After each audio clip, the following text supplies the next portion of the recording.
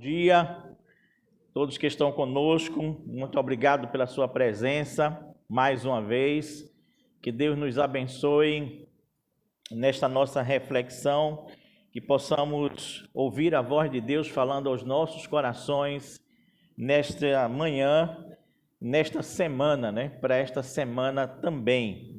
Nós queremos reforçar o nosso pedido de oração nessa última semana de setembro, já que no próximo domingo teremos as nossas eleições, estaremos escolhendo os nossos governantes, Então, que os irmãos estejam sempre, diariamente, orando conforme a nossa campanha que nós temos colocado para vocês aqui. Escolher, geralmente não é fácil, não é verdade? E quanto mais importante for a escolha que nós tenhamos que fazer, mais isso traz responsabilidade para cada um de nós, mais isso nos causa medo até de errar, nessa escolha.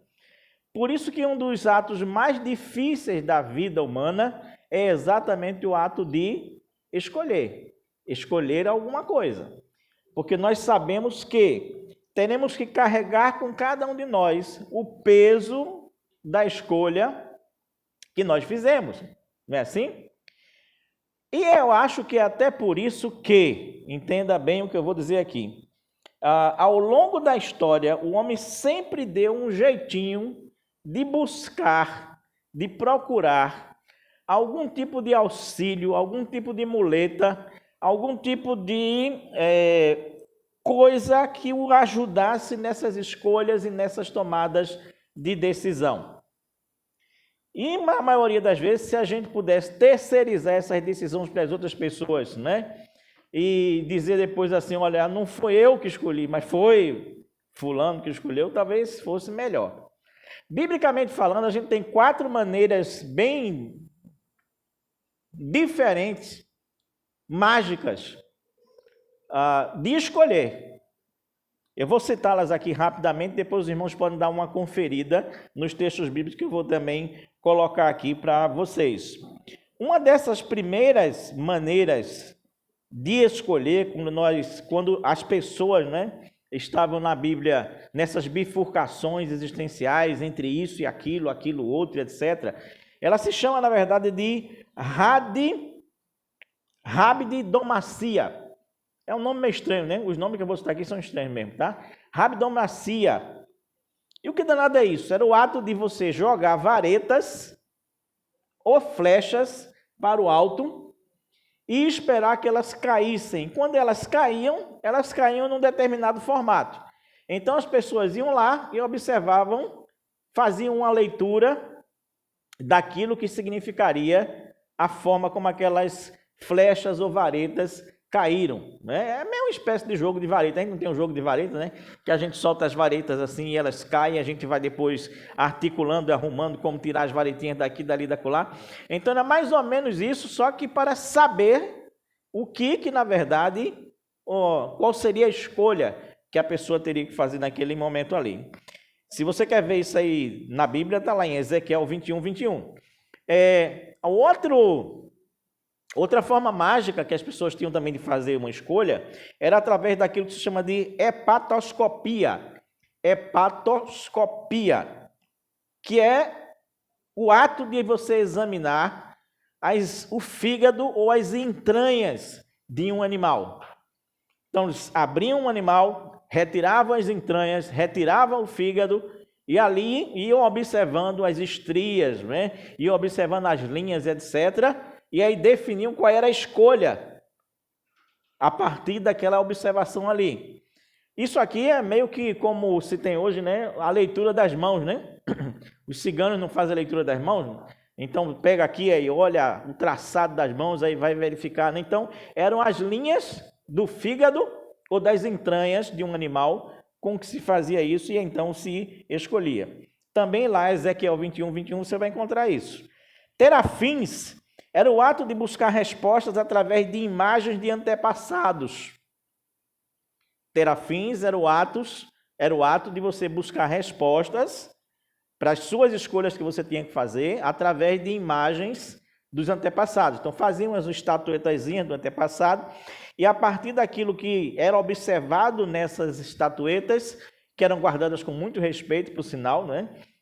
Se fazia também a escolha. A outra forma era a necromancia. Necromancia era o ato de você consultar literalmente os mortos. Fazer uma investigação através dos mortos.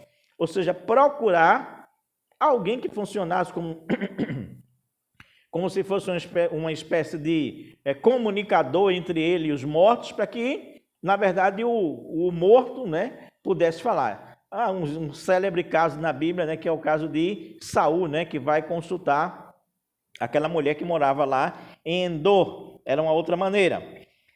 Deuteronômio 18, você vai encontrar isso aí também. A astrologia também era outra forma de você também escolher através da leitura dos astros, né? Do sol, das estrelas, da lua e etc. E daí vem a questão de signos e etc, etc. Você vai encontrar isso aí também em Isaías 47, versículo de número 13. 5 maneiras meio mágicas das pessoas fazerem escolhas segundo alguns relatos da Bíblia, conforme a gente colocou aqui para você. Eu não sei qual é o seu método. Qual é o seu método, hein? O que é que você usa para fazer as suas escolhas? Como é que você faz as suas escolhas?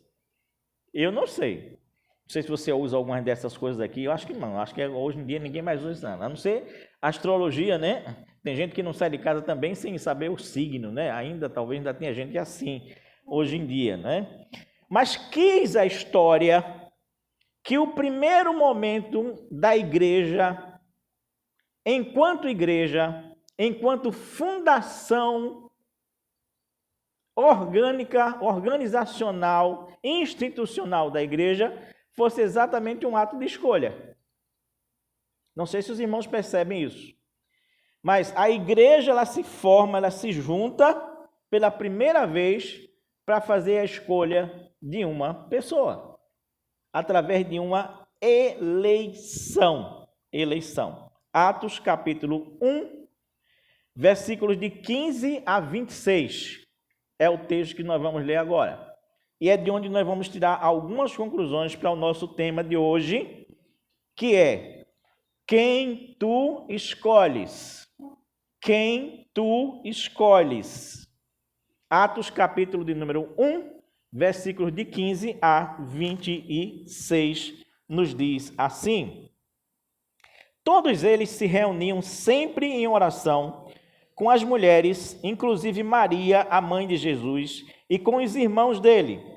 Naqueles dias, Pedro levantou-se entre os irmãos, um grupo de cerca de 120 pessoas, e disse: irmãos, era necessário que se cumprisse a Escritura que o Espírito Santo predisse por boca de Davi a respeito de Judas, que serviu de guia aos que prenderam Jesus. Ele, Judas, foi contado como um dos nossos e teve participação nesse ministério. Com a recompensa que recebeu pelo seu pecado, Judas comprou um campo e ali caiu de cabeça, e o seu corpo partiu-se ao meio, e as suas vísceras se derramaram. Todos em Jerusalém ficaram sabendo disso, de modo que, na língua deles, esse campo passou a chamar-se Aceldama, isto é, campo de sangue. Porque, prosseguiu Pedro, está escrito no livro dos Salmos: fique deserto o seu lugar, e não haja ninguém que nele habite. E ainda, quero que outro ocupe o seu lugar. Portanto, é necessário que escolhamos um dos homens que estiveram conosco durante todo o tempo em que o Senhor Jesus viveu entre nós, desde o batismo de João até o dia em que Jesus foi elevado dentre nós às alturas.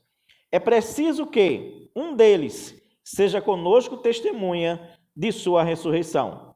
Então, indicaram 2 nomes: José, chamado Barsabás, também conhecido como Justo, e Matias. Depois oraram: Senhor, conheces o coração de todos, mostra-nos qual destes dois tens escolhido, e para assumir este ministério apostólico que Judas abandonou, indo para o lugar que lhe era devido. Então, tiraram sorte, fizeram um sorteio, e o sorteio caiu sobre Matias. Assim ele foi acrescentado aos 12 apóstolos. Que Deus queira nos abençoar na compreensão desse texto. Pai amado, Deus bendito, nós buscamos a Tua presença, queremos te agradecer pelo Teu carinho, pelo Teu amor, e queremos te pedir que Tu nos use como instrumento em Tuas mãos nesse instante. Que nós possamos verdadeiramente entender que estamos ouvindo a Tua voz e não a minha voz. Os Teus pensamentos e não os meus pensamentos. E que Tu possas tocar cada um aqui presente nessa manhã, naquele ponto, naquele item, daquela forma que cada um de nós precisa ser tocado e sentir que é a Tua voz, Pai. Principalmente nessa semana, nos ajuda a observar esse texto com carinho, enquanto nós fazemos as nossas escolhas dos nossos governantes, porque essa é a nossa oração, em nome de Jesus. Amém. Amém.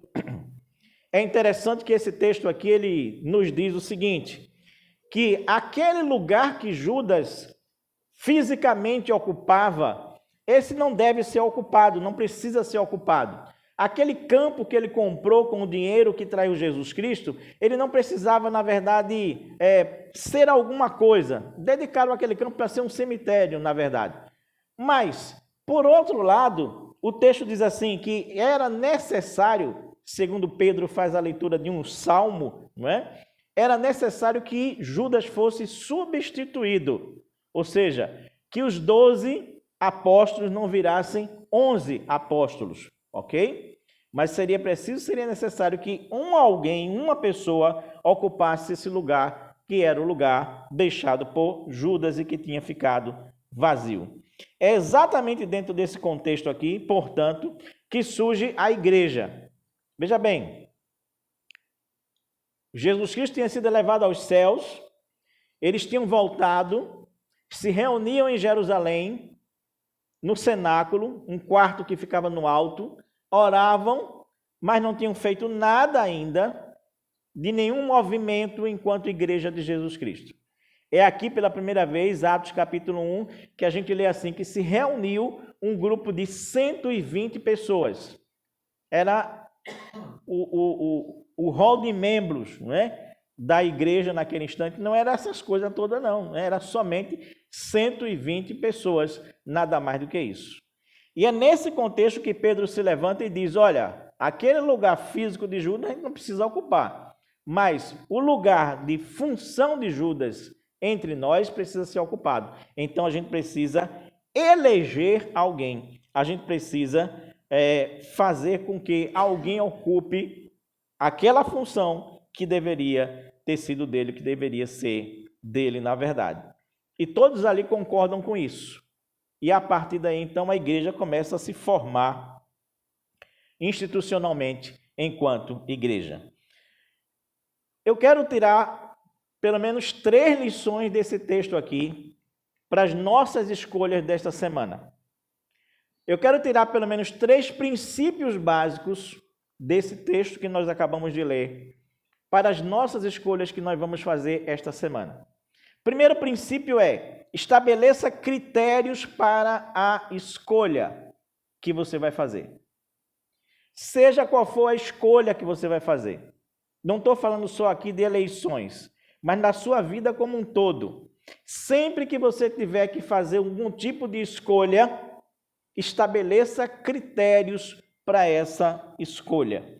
A importância desses critérios fica bem definido dessa leitura que eu fiz aqui na tradução da NVI, quando Pedro diz assim: é necessário que escolhamos um homem. E quando ele diz depois assim, é preciso que esse homem tenha determinadas qualidades. Quando Pedro diz isso, ele está estabelecendo que alguns critérios deveriam ser observados na escolha, na eleição desse indivíduo que substituiria Judas naquele instante. Ele diz assim, primeiro critério, é necessário que escolhamos um homem que esteve junto conosco. É necessário que escolhamos um homem que esteve junto conosco. Veja bem, enquanto apóstolos, eles eram 12 apóstolos.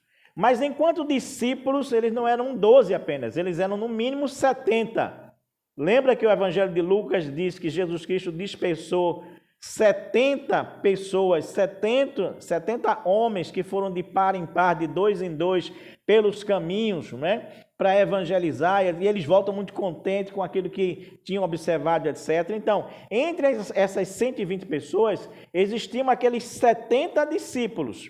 E Pedro está dizendo assim, olha, é necessário que, dentre aqueles que estiveram conosco, sempre, a gente possa trazer alguém para fazer parte também, agora, desses 12 que nós somos. É justamente desse meio, desses 70 homens, que eles vão escolher esses 12 que ficam aí. Mas, escolher alguém que esteve junto é apenas o primeiro critério. O segundo critério que Pedro estabelece é assim, quando ele diz, é necessário que escolhamos alguém que esteve também conosco todo o tempo. Você observou direitinho o texto bíblico aí? Eu sempre estou alertando os irmãos para isso, né? Não leia uma Bíblia de carreirinha. Leia uma Bíblia frase por frase, palavra por palavra, entendendo o que ela significa. Então, primeira coisa, é preciso que a gente escolha alguém que esteve junto conosco, mas não só junto conosco esporadicamente. Um dia sim, um dia não, um final de semana sim, outro final de semana não. Não. Alguém que esteve com a gente o tempo todo. Alguém do nosso grupo, mas alguém que esteve com a gente o tempo todo. Ou seja, alguém que presenciou toda a vida de Cristo nos últimos 3 anos. Alguém que ouviu os ensinamentos de Cristo fielmente do começo até o fim, como nós ouvimos. Essa pessoa precisa ter segurança em repassar os ensinos de Cristo, assim como nós temos essa segurança, nós apóstolos temos essa segurança. E a terceira coisa que ele diz é assim, é necessário que escolhamos alguém que tenha testemunhado a ressurreição de Cristo. Alguém que tenha visto Cristo ressurreto. Alguém que tenha certeza que ele vivo está. Por que isso? Porque além disso ser o mais importante, a vida dessa pessoa também muitas vezes dependeria disso. E a gente sabe como os apóstolos morreram. A gente não tem notícias de como Matias, que foi escolhido nessa hora, morreu. Mas a gente sabe que a vida não foi fácil, foi difícil. Ou seja, tem que ser alguém que presenciou até a ressurreição de Cristo. Por quê? Porque a própria vida desse indivíduo vai estar possivelmente em jogo daqui a algum tempo. Então, 3 critérios. O primeiro deles, tem que ser alguém do nosso grupo. Segundo, alguém que esteve todo o tempo com a gente. Terceiro, tem que ser alguém que viu a ressurreição, é capaz de testemunhar dela e é capaz de colocar a sua vida em risco por ela. Esses são 3 critérios que tornariam qualquer pessoa realmente convicta daquilo que estava colocando, daquilo que estava dizendo. Realizar uma escolha sem estabelecer critérios sólidos, bem fundamentados, é como construir uma casa na areia. Não tem essa história que a Bíblia conta, não é? Que alguns construíram a casa na areia sem alicerce. Então, se você vai fazer uma escolha e você não estabelece critérios para fazer essa escolha, é como se você estivesse construindo uma casa na areia, que a primeira tempestade que vier vai botar essa casa abaixo. Por quê? Porque a escolha que você fez não tinha fundamento, não tinha critérios, os critérios devidos. O momento de estabelecer critérios para uma escolha, ele precisa ser muito racional. Ele precisa ser muito analítico, ele precisa ser destituído de pressa, Você pode levar o tempo que você quiser para estabelecer os seus critérios antes de fazer a sua escolha. Porque depois que você fizer a sua escolha, já era. Não tem mal o que fazer. Então estabeleça critérios sólidos, fundamentados, que lhe dê a máxima segurança possível antes de fazer a escolha. Porque depois de escolhido, não tem mais jeito. Daí em diante é só você assumir as consequências. Perceba que os critérios estabelecidos aqui por Pedro são critérios bastante sólidos. Primeiro, alguém que esteve conosco, significa assim, alguém com quem nós nos relacionamos, alguém que nós conhecemos de verdade. Segundo critério, tempo. Alguém que a gente já conhece há tempo, alguém que já tem relação com a gente há tempo, alguém que a gente tem condições de saber quem é esse indivíduo, o grau de confiança que a gente tem nele.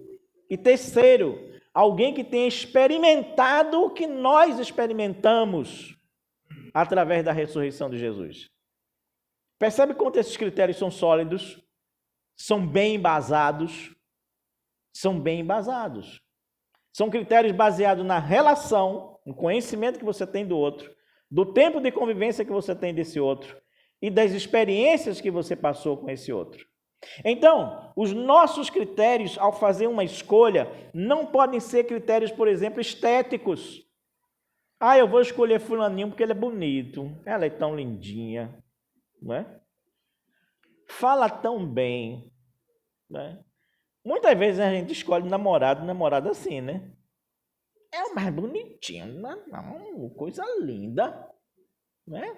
Vai conviver com uma coisa linda, critério da relação, critério do tempo e da experiência com a coisa linda, para ver se a coisa linda continua tão coisa linda quanto era, quanto você imaginava. Não podemos escolher com base em critérios estéticos. Não podemos escolher com base em critérios superficiais. Ah, eu gosto ou não gosto de fulano. Fulano é tão simpático, eu gosto dele, maravilhoso. Não dá. É a mesma coisa de você daqui a pouco estar escolhendo como você escolhe time de futebol, pela paixão, né? Eu estou apaixonado, então vou escolher porque eu estou apaixonado. E, aliás, política no Brasil está virando meio que torcida organizada, né? Uns torcem por um lado, outros torcem pelo outro, e o sentimento vai em cima disso daí, e a racionalidade dos critérios vai embora. Desaparece, some, porque não é critério. É sentimento, é emoção, é paixão que está decidindo pela gente. Um outro critério que não podemos ter base são critérios do vazio. Critérios estéticos. Critérios, na verdade, superficiais e vazios não são base para a gente fazer uma escolha de forma alguma. O que é um critério vazio? Existia na Grécia um grupo chamado de sofistas. Sofistas, não sei se os irmãos já ouviram falar de sofistas.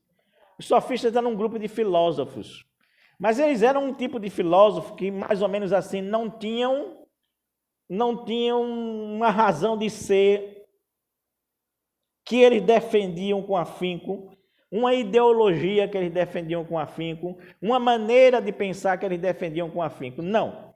Eles eram como que filósofos profissionais. Então, se você pagava um sofista para ele fazer um favor, por exemplo, aliás, um discurso a favor, por exemplo, do aborto, ele ia lá numa praça e discursava com os argumentos mais sólidos possíveis a favor do aborto. E as pessoas iam lá dizendo, rapaz, eu acho que esse cara tem razão. Mas se alguém chegava e pagava para ele também, para ele fazer um discurso no outro dia contra o aborto, ele ia lá e fazia o discurso totalmente contra o aborto. Totalmente contra aquilo que ele tinha dito anteriormente. E as pessoas eram capazes de dizer assim, rapaz, eu acho que esse cara tem razão. E esse grupo de sujeitos eram chamados de sofistas. Eram gente de um discurso vazio, comprado por aqueles que tinham interesse. Isso parece hoje com política no Brasil? Não parece? Ou eu estou ficando maluco? É maluquice da minha cabeça que há 4 anos atrás nós vimos gente, político, fazendo totalmente um discurso contra determinados políticos, dizendo: esse sujeito é assim, esse sujeito é assado, esse sujeito não merece seu voto, esse sujeito é não sei o quê, esse sujeito quer mais lá, blá, blá, blá. Agora, esse ano, esse mesmo sujeito, que há 4 anos atrás disse que o outro não prestava, que era um lixo, era um ladrão, um safado, um corrupto, que tinha se perdido no meio do caminho, esse ano me chega, diz assim: olhe, nós precisamos fazer uma aliança com Beltrano. Nós precisamos, na verdade, entender que o contexto é outro, que nós temos que ter... Meu Jesus, eu olho para essas coisas e fico me perguntando aonde anda a coerência do ser humano, que diz que 4 anos atrás um determinado sujeito não prestava para nada e 4 anos depois diz: estou aliado a ele para defendê-lo e apostar nele, quero o voto de vocês nele. Você entende que é um discurso vazio? É um discurso totalmente vazio. Então, quando você tiver que estabelecer critérios esta semana para definir, decidir quem você vai votar no próximo domingo, pelo amor de Deus, estabeleça critérios que sejam racionais. Critérios com base em quê?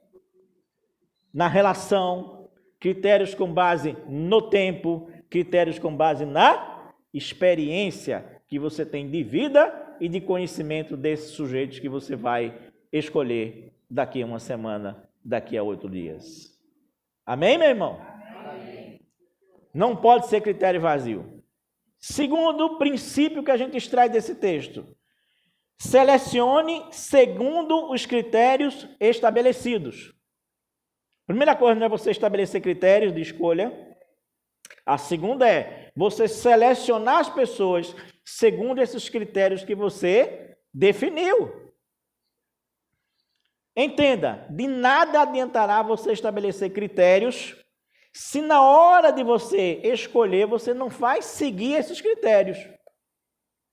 Se de última hora você resolver escolher com base na emoção ou no seu coração e não na racionalidade e não naquilo que é certo. O texto nos diz aqui que, depois de estabelecidos esses critérios, 2 nomes foram indicados: José, filho de Barsabás, ou Barsabás, filho de Sabás, chamado de justo, e também Matias. Essas eram as 2 pessoas que foram indicadas. 2. Veja bem, escolher entre 70 pessoas é meio complicado, não é não?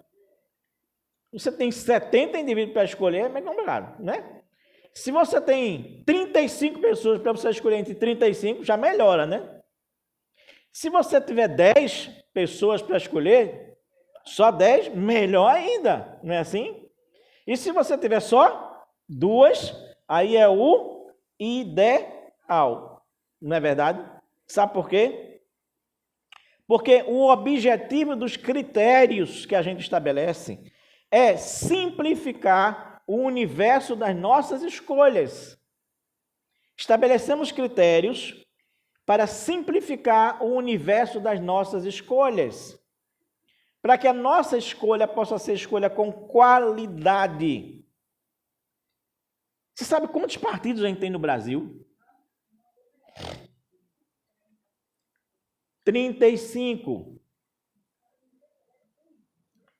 35 partidos políticos. Isso é uma vergonha, como dizia o repórter. Isso é uma vergonha. Veja o que eu vou lhe dizer. Se eu pedir aqui para você dizer 5 partidos políticos que existem no Brasil, eu acho que você consegue dizer 5. Se eu disser assim, agora me digam 10 partidos políticos no Brasil, já vai ser um desafio enorme para você. E se eu disser assim, me cite os 35 partidos políticos que existem no Brasil e a distinção entre cada um deles. Que critério a gente vai ter de escolha e de seleção numa salada de fruta dessa? Quem é que pode racionalmente ser convencido de que existem 35 ideologias diferentes, politicamente falando, para a gente saber a distinção entre elas e escolher alguém que, pela sua ideologia política? Não existe. Não tem como a gente fazer isso. Os critérios, eles precisam funcionar como um filtro que vai reter tudo aquilo que não interessa, abrindo espaço para que fique aquilo que é essencial e que é importante na hora da nossa seleção, da nossa escolha. É para isso que servem os critérios que foram estabelecidos anteriormente, como eu disse aqui para os irmãos. Só que o grande problema é que nós vivemos num mundo hoje que os critérios se multiplicam. Aliás, as escolhas, elas se multiplicam. Não é assim? Você vai num supermercado, você encontra apenas 2 marcas de creme dental. Quantas marcas de creme dental você encontra lá no supermercado? Com fru, sem fru, com não sei o que verde, com não sei o que vermelho, com não sei o que preto, com não sei o que, com gosto, sem gosto, com não sei o que. Você olha assim, que danado eu faço aqui? Eu vou escolher com base em quê? Esse porque clareia os dentes, esse porque não sei o quê, entende? É complicado, é difícil. Quando eu estou dizendo para você assim, estabeleça critérios para você simplificar a sua seleção, o mundo está dizendo assim, não, quanto mais possibilidade de escolha, melhor, porque você fica mais doido ainda, não sabe nada o que escolher, escolhe qualquer um no final das contas. Entende o que eu estou dizendo? É a dificuldade é que mais possibilidades de escolha, veja bem o que eu vou lhe dizer, mais possibilidades de escolhas nos deixam mais confusos, nos deixam com mais dúvidas, nos deixam com mais tempo para a gente gastar tentando definir, gastamos mais tempo com isso. Além de gastar mais tempo com isso, nós corremos o risco também de ficar pensando em nos arrepender. Eu escolhi essa, mas será que eu não devia ter escolhido aquela outra? E aquela outra que ficou lá? Então a gente começa a pensar em se arrepender antes de escolher. Antes de escolher, começa a estar arrependido. Porque a gente não sabe o que escolher, pela multiplicidade de escolhas que a gente tem. A gente se angustia muito mais. A gente, na verdade, fica com muito mais medo de errar e de possibilidade de errar em nossas vidas também nessa hora. Então, olha só, meu irmão. Quando nós estamos estabelecendo critérios para a escolha, nós devemos selecionar com base nesses critérios e abandonar tudo aquilo resto que não nos interessa, que não vai ser fundamental. Se você for procurar daqui nessa semana um político perfeito, eu vou fazer a ficha técnica desse político, com tudo aquilo que ele fez no Congresso, com tudo aquilo que ele fez não sei aonde, com tudo que ele fez não sei aonde, para depois dessa semana eu escolher alguém. Vai não. Vai não, porque vai ter muita coisa parecida, ruim, perto, junta, não sei o quê, não sei o quê. Então, não é por aí, não multiplique os critérios. Estabeleça critérios fundamentais. Eu quero alguém que seja assim, assim, assim, assim. Alguém que, na verdade, possa defender essas e essas pautas. E feche questão. E esqueça o resto, porque perfeito nenhum desses desgraçados que está aí é. Deixa eu mudar, né? Nenhum desses abençoados aí são, né? Para ver se cai um pouco de bênção nessa área aí, né? Então, qual é o primeiro princípio? Estabeleça critérios. Segundo, selecione as pessoas segundo estes critérios. Mas há uma coisa que eu preciso lhe dizer ainda a respeito dessa seleção. Veja bem, quando você selecionar, e olha, presta bem atenção que esse é um grande ensinamento bíblico aqui, desse texto bíblico aqui. Presta bem atenção. Quando você selecionar 2, necessariamente não escolha o óbvio. Necessariamente não escolha aquele que parece de imediato melhor. Sabe por que eu digo isso? Quem eram os 2 que estavam aí indicados? Um se chamava o quê? José Barsabás, chamado pelos romanos por justo. Veja bem, esse homem ele tem 3 informações sobre ele. O nome dele é José. Ele é filho de Barsabás, que é alguém que a gente conhece, se não tinha sido citado. E terceiro, esse camarada é tão bom, tão bom, tão bom, que os romanos chamam ele, apelidaram ele de justo. E quem é um outro? Matias.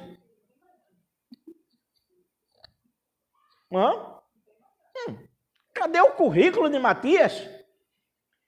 Cadê as causas que Matias defendeu? Cadê as informações sobre Matias? Não tem. Mas quem é o escolhido? Matias. Você entende o que eu estou lhe dizendo? Então, quando você estabelecer critérios, selecionar segundo esses critérios, não necessariamente faça a opção pelo mais óbvio, que seria necessariamente o José chamado justo. Mas entenda o que é que Deus quer. E aí entra o terceiro critério fundamental para a gente fazer as nossas escolhas. Qual é o terceiro princípio, aliás, critério não, princípio? O que é que os apóstolos fazem depois disso? Veja bem, Pedro estabelece critérios. O grupão dos 120 indicam 2. E daí em diante, o que é que eles fazem? Alguém ainda lembra do texto? Ora, é exatamente isso que o texto bíblico vai nos dizer. O terceiro princípio para a gente fazer, nós fazermos boas escolhas, sem dúvida nenhuma, é nós orarmos sistematicamente. Não é só orarmos, mas é orarmos sistematicamente. Estes irmãos, eles viviam em oração. Eles persistentemente, eles insistentemente, eles permanentemente oravam ao Senhor. É isso que diz o capítulo 1, versículo 14. Todos eles se reuniam sempre em oração com as mulheres. Não era um clube de bolinha só dos homens. Inclusive Maria, mãe de Jesus, participava dessas orações. E inclusive os irmãos de Jesus, que agora tinham se convertido finalmente, também participavam dessas orações. Entenda uma coisa aqui, esses irmãos, eles viram Jesus subir aos céus. Depois voltaram para Jerusalém. E não fizeram outra coisa senão orar, orar, orar, orar e orar. Não foi orar porque eles não tinham o que fazer da vida. E não tem mesmo o que fazer aqui, né? Então, Jesus foi embora, não tem o que fazer mais. Não, vamos orar, né? Fazer o quê, né? Não foi essa a ideia. Mas eles oravam tão sistematicamente assim, não é porque não tinham nada o que fazer, mas era pelo muito que eles iam fazer dali em diante, que eles estavam se preparando em oração para prosseguir o caminho deles. Porque quando a igreja se startou dali em diante, ali foi pega para capar, foi sacrifício, foi problema, foi dificuldade, foi levar o evangelho até o máximo possível que eles podiam levar. Então aquela união de oração inicial é como se fosse assim, vamos colocar combustível aqui dentro. Porque na verdade a estrada, o caminho da gente vai ser longo, longo, longo, longo. Então é natural que esses indivíduos que estavam tão aplicados na oração, nessa hora da escolha, de imediato eles fazem o quê? Eles dizem, Senhor, e aí é que é bonito, né, minha gente? Olha só que oração fantástica. Ele diz assim, agora, depois de toda a racionalidade colocada na mesa, os critérios são a racionalidade, a indicação dos dois são racionalidade. Depois da racionalidade colocada na mesa, eles dizem, agora parou aqui. O que a gente pode fazer, nós fizemos. Estabelecemos critérios e indicamos duas pessoas. De agora em diante, não é mais com a gente. A gente precisa orar. Mas a razão pelas quais eles vão orar é que é bonito. Qual é a razão que diz aí? Presta atenção na leitura. Nós vamos orar, porque você, Deus, é quem conhece os corações, não nós. O que é possível a gente fazer, a gente faz. A gente diz assim, vamos selecionar com base nos critérios. Critério ter estado com a gente, critério de tempo, critério de ser testemunho da ressurreição. Vamos indicar então duas pessoas. Mas existe um espaço que a gente não tem acesso. Existe um espaço que a gente não tem condições de adentrar dentro dele para saber como é que ele é. Só você, Deus, pode saber o que se passa no coração desses dois homens. E é por isso que nós estamos orando a você nesse instante, para que você, na verdade, nos diga o que nós precisamos fazer. Isso é fantástico, né? Isso é maravilhoso. Isso é uma lição para a gente. Em outras palavras, por mais criteriosos que nós sejamos, o teu olhar pode ver o que a gente não pode ver. O teu olhar, Deus, pode ver a intenção do coração. O teu olhar, Deus, pode ver a motivação do coração. O teu olhar, Deus, pode ver o interesse do coração. O teu olhar, Deus, pode ver o desejo do teu coração. O teu olhar, Deus, pode ver o propósito do teu coração. O teu olhar, Deus, pode ver o objetivo do coração, Deus. O teu olhar, Deus, ele pode ver o querer dentro do coração. O teu olhar, Deus, pode ver a verdade por trás dessa carinha que a gente vê. É isso que Deus pode ver. Ele pode ver o que não podemos ver. E é por isso que nós temos que orar, orar e orar. Porque Deus vê o interior das pessoas. O interior das pessoas. Você e eu aqui podemos ver algum interior de algum político essa semana? Podemos não. É por isso que, na verdade, a nossa oração tem que ser pautada em dizer assim, Deus, mostra, revela aquilo que a gente não está vendo, para que a nossa escolha seja a escolha mais certa possível dentro dessa situação. Por isso, é hiper necessário orar, orar, orar, orar e orar. Um processo de escolha na vida tem que ser antecedido pela oração. E aqui eu estou falando de todo e qualquer processo de escolha na vida. Todo e qualquer.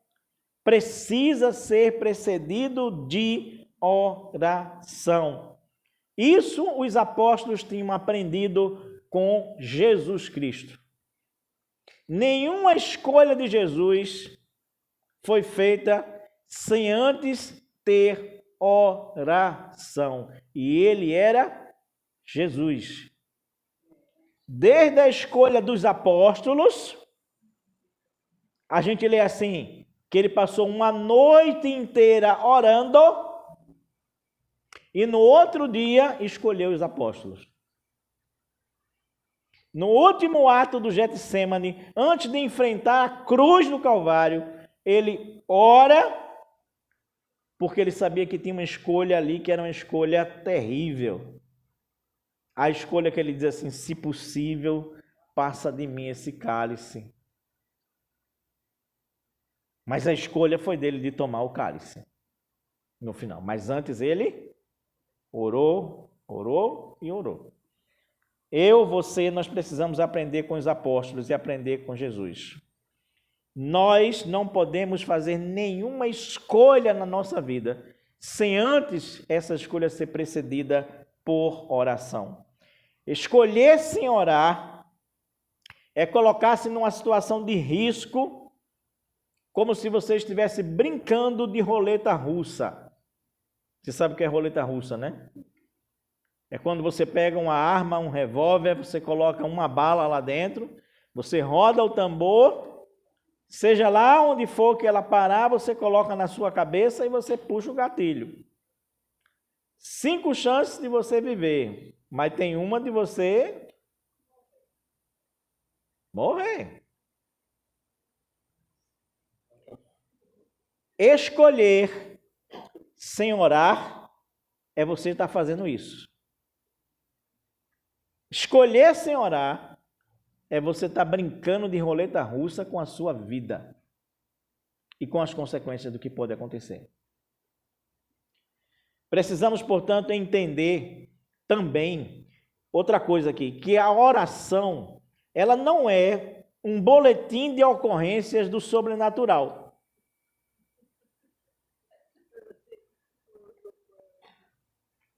Oração não é boletim de ocorrência do sobrenatural. Porque a gente ora, ou a gente acha que só deve orar a sério, se for por uma coisa muito extraordinária, muito desafiadora, muito sobrenatural. Aí a gente vai lá e ora de joelho, não sei o quê, porque alguém está com câncer, porque não sei o quê, porque está para perder emprego. A oração, ela precisa ser a máxima possível dentro das pequenas coisas da vida. Está entendendo o que eu estou lhe dizendo? Eu estou dizendo assim, é que para as mínimas decisões, as mínimas escolhas que você faz na vida, essas mínimas escolhas precisam ter as máximas orações. As orações tão sérias quanto a oração por qualquer doença terminal. Eu vou escolher o curso que eu vou fazer. Eu vou escolher se eu vou me mudar de bairro.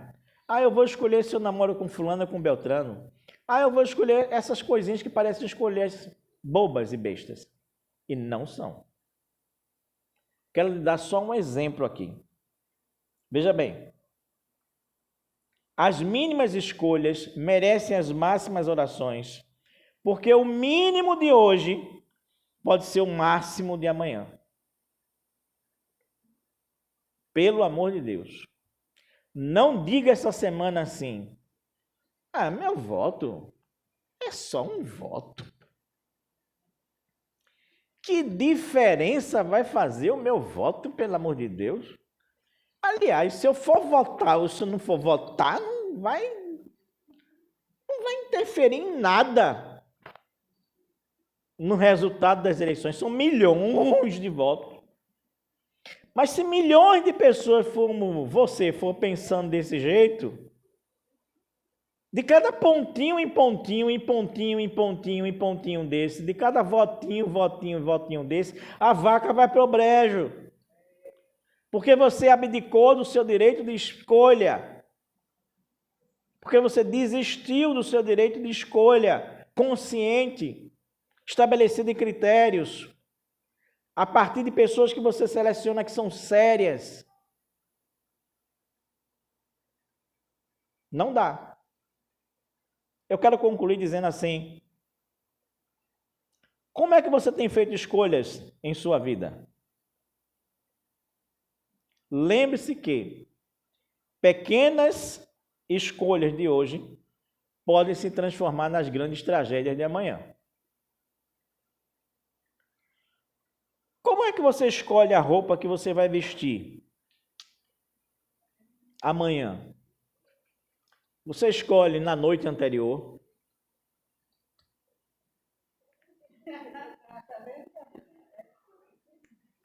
Eu conheço uma pessoa que se esmera nisso. Não vou nem dizer quem é para os irmãos. Mas todo finalzinho de noite, essa pessoa vai lá no guarda-roupa, observa tudo, seleciona o conjunto mais charmoso possível, harmonioso, coloca lá em cima da outra cama e fica lá bonitinho já.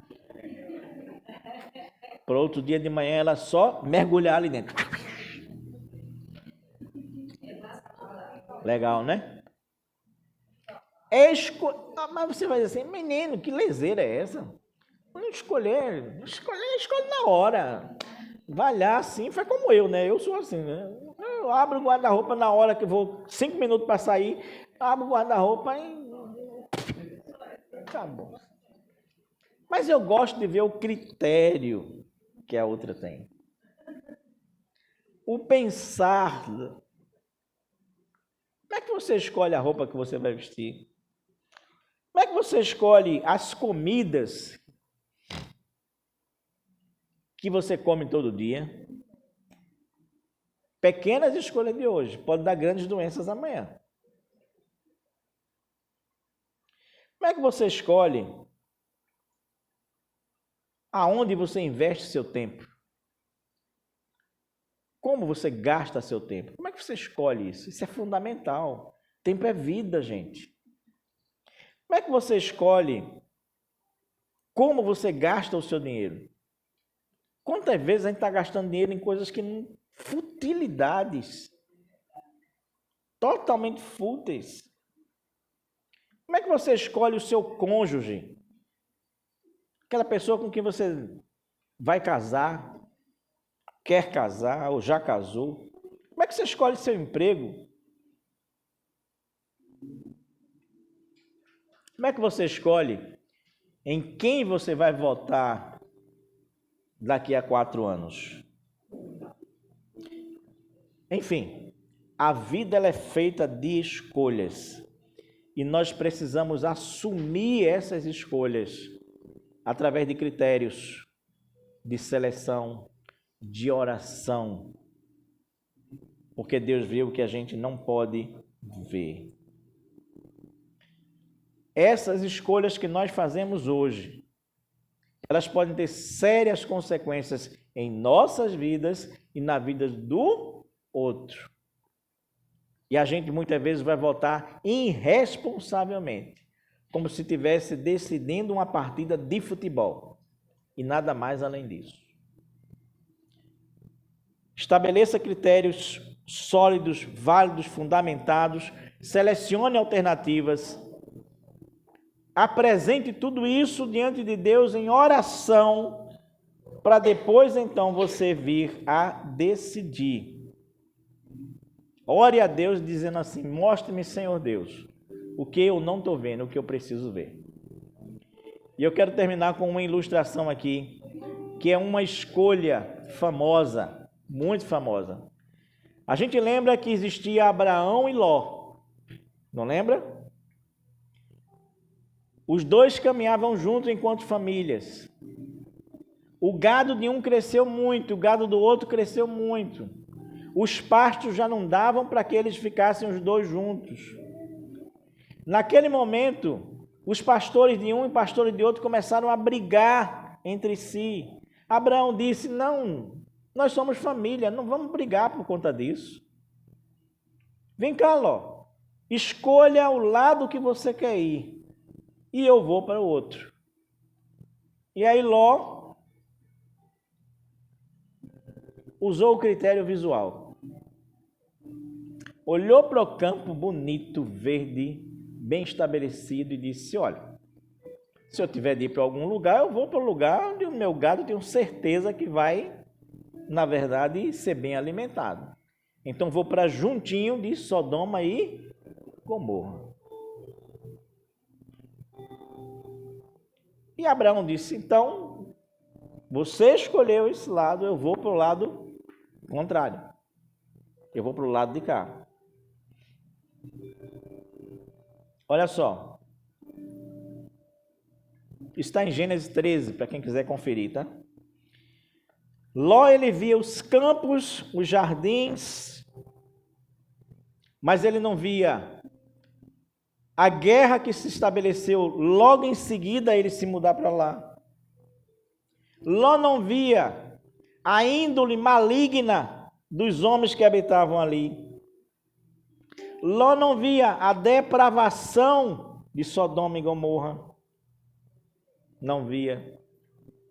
Ló não via que ali ele ia deixar perder mais da metade da fortuna dele quando ele saiu correndo de lá, com a destruição.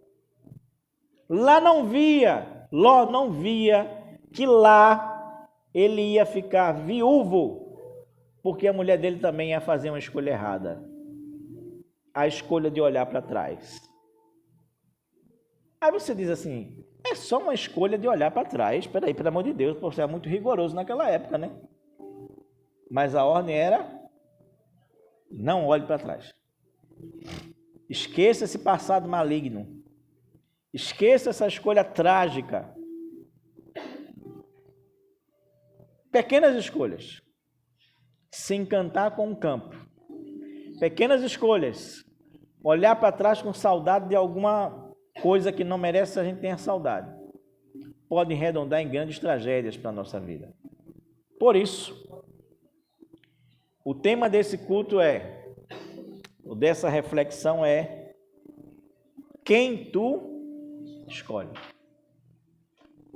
Porque é essa pergunta que Pedro faz para Deus aqui no texto. Ele ora e diz assim: Senhor, tu és aquele que consegue ver o coração. E aí ele completa a oração dele dizendo assim: quem tu escolhes? Eu tenho critérios. Eu tenho a seleção. Eu tenho uma oração. Mas é melhor eu deixar você escolher. Apesar dos meus critérios, das minhas seleções, é melhor eu deixar que você escolha. E foi exatamente isso que Abraão fez. Apesar de tudo, ele deixou que Deus escolhesse para ele, através da escolha de Ló. E sabe o que acontece? Na semana seguinte, Deus chama Abraão e diz: vem cá, Abraão. Aí Abraão vai. Ele diz: Abraão, olha aí para o norte, olha aí para o sul, olha aí para o leste, olha ali para o oeste. Aí Abraão olha, aí Deus diz: tudo será seu. Tudo será seu. Quando a gente deixa Deus escolher, Ele sempre vai escolher o melhor para nós. No nome de Jesus. Amém e amém.